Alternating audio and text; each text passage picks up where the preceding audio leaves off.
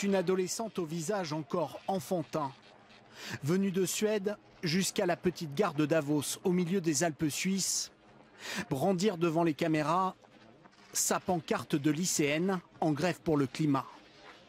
Greta Thunberg, 16 ans, une militante écologiste en apparence inoffensive, bien décidée pourtant à jouer les troubles faits au rendez-vous mondial des chefs d'État et des grands patrons. Qu'allez-vous leur dire à tous les gens puissants qui sont ici? Je vais leur dire, vous avez échoué, et si on ne change pas rapidement les choses très vite, plus rien n'aura d'importance.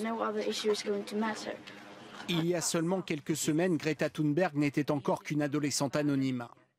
Mais son discours lancé le mois dernier depuis la tribune de la conférence mondiale sur le climat et vu des millions de fois sur les réseaux sociaux a changé la donne. Vous prétendez aimer vos enfants plus que tout. Et pourtant, vous volez leur futur.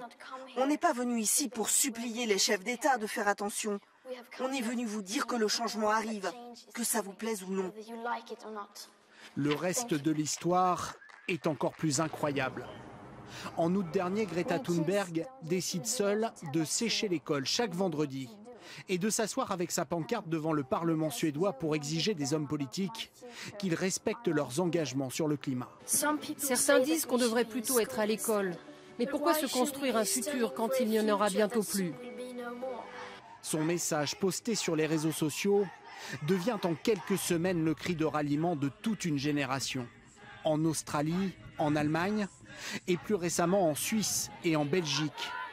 Plusieurs dizaines de milliers de collégiens et de lycéens l'ont aujourd'hui rejointe. Porte-parole d'un mouvement planétaire de la jeunesse pour le climat, un statut qui lui vaut aujourd'hui les salutations respectueuses de la patronne du FMI. Bonjour Greta. J'admire ce que tu fais et ta détermination. Et l'attention des médias du monde entier. Une tribune dont cette adolescente à l'allure fragile, mais au discours charismatique, a décidé de se saisir pour faire passer un nouveau message, sans concession. Les adultes nous disent qu'ils nous doivent de l'espoir. Mais je ne veux pas de votre espoir. Je ne veux pas que vous ayez de l'espoir.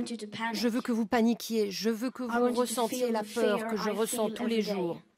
À Davos, Greta Thunberg aura dormi sous cette tente par moins 18 degrés.